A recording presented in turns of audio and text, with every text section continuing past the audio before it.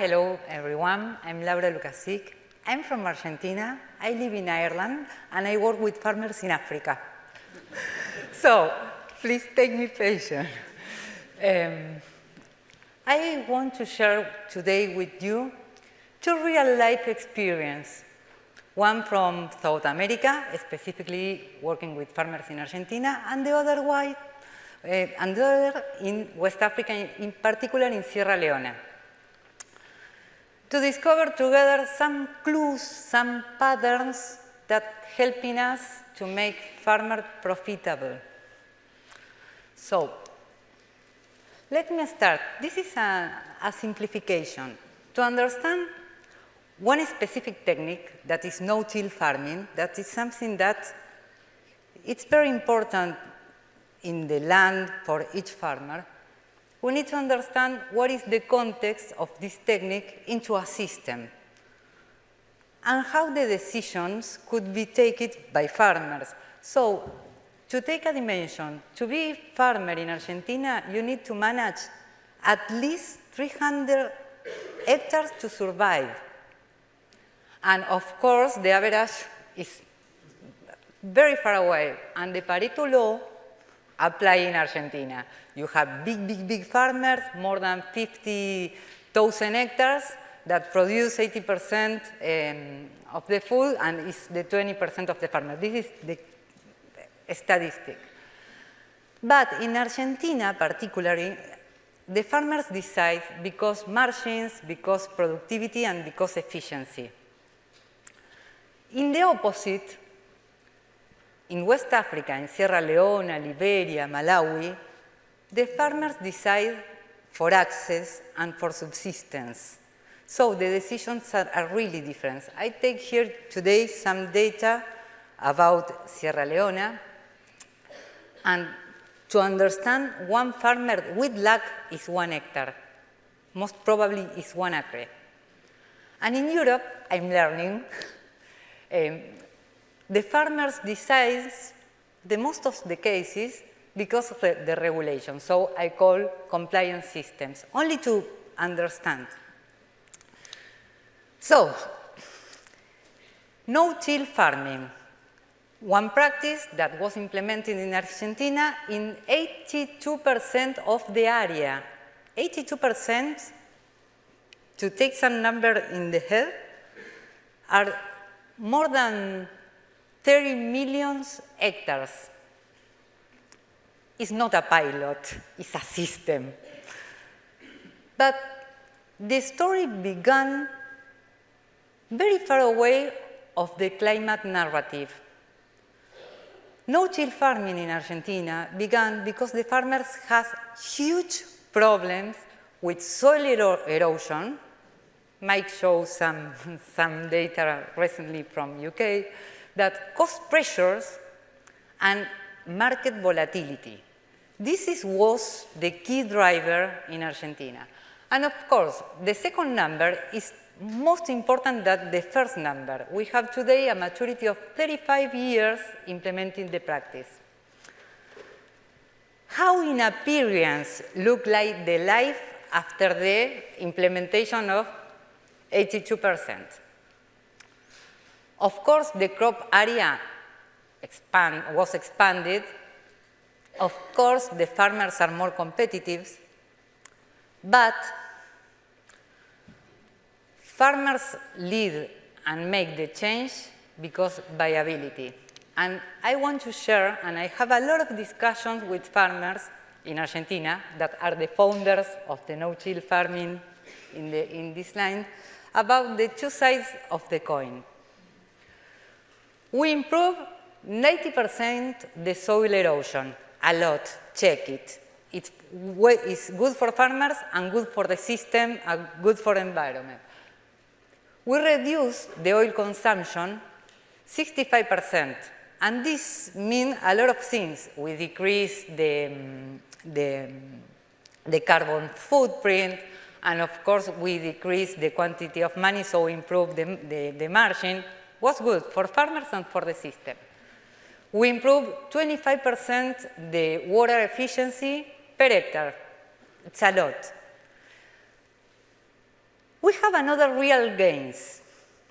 The yield of the farmers was stabilized, the productivity improved, the carbon storage into the soil improved too, and this is something that is very good for the future. Today, nobody knows who pays, but it's good for the future. And in the other hand, on the other land of the coin, we have that today we have a little more than 80% of weed resistance. This means that the farmers have a strong pressure of agrochemicals into the field. This means that the water quality we can discuss. This means a lot of social pressure into farmers. So we need to look this number. 60% of our soil is compacted in the surface, and more than 50% of the surface are on the soybean, so it's monocrop. What happened with the diversity of crops? Well, this is the problem of the future, or the problem of the success, because when farmers and the network around farmers decide to implement no-till farming as a practice, they need to solve another problem, that the farmers was able to produce and to take money to move forward to the global markets. But this is the consequence, and of course all of that have solution. Only to take an example, if the farmer wants to, today, to decrease the level of compactation, can use cover crops. But to use cover crops, to understand the difference, the farmer needs to take money for their own pockets and invest in something that is not harvest, because it's a service crop for the environment. And if I want to use an agrochemical, I go to the distributor and ask for a loan, maybe for 200 days. So we need finance tool to help farmers to adopt cover crop in an extensive way. Today, the surface of cover crop in Argentina is less than 20%, as an example. And of course, if we use this type of practice, we reduce drastically the business of the agrochemicals around the weed resistance. Why? Because if you use a cover crop, the weeds cannot grow and the system comes back to the origin.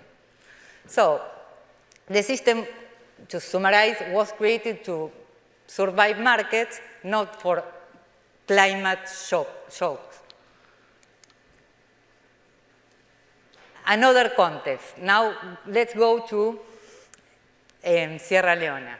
The same technique in Sierra Leone, with 10 years of maturity, take 5% of the area. Of course, Sierra Leone is so small, and the reason, because farmers decide to move, is to take food. It's easy to say food security, that they say that the farmers need to access to food for their families.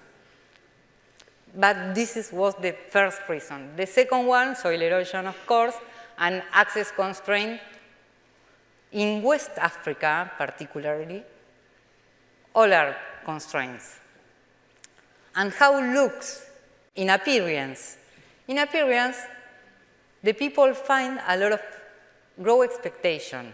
And in the next slide, I want to show why, because it has a strong potential. But in the real life, I used to call the frustration curve. Why? Because investors lose a lot of money, farmers lose a lot of time and opportunities and hope, and each time is hard to build trust. And we find that trust to make business are so important. So we need to work a lot. Look that. It's a very fragile system. As an example, we are working with an organization in Liberia that has 25,000 farmers, 75% women under subsistence. Look, if you implement the practice, you can improve the yields from 500 kilos to 3,000 kilos per hectare. At the moment, without compactation, without with resistance, and with water efficiency that in Africa is the life. And of course, when you achieve this result in this side of the coin, you have a different level of progress. The little school, one space to take doctors, make their job with the farmers, with the families. So if we are allowed to make that, really has a very important social impact. But what is the reality? A lot of technical problems to solve, like how to manage residues tuner, how to make a coordination, how to unlock the capital and risk, how to implement some infrastructure to move the machineries. And I have a real example here that a couple of months ago, I have one farmer ask me for $10,000 to buy a machinery. That is a very simple machinery to create something quickly that they need to cut a crop. And of course, I go to one impact fund and ask, hey, look, I am working with farmers in Liberia, 25,000 blah. What I need to provide? A couple of loans of 10,000 each one. And the answer was, if you are able to come back with a 7% of interest rate in dollars and a collateral of 3 million, I can give you money for your farmers.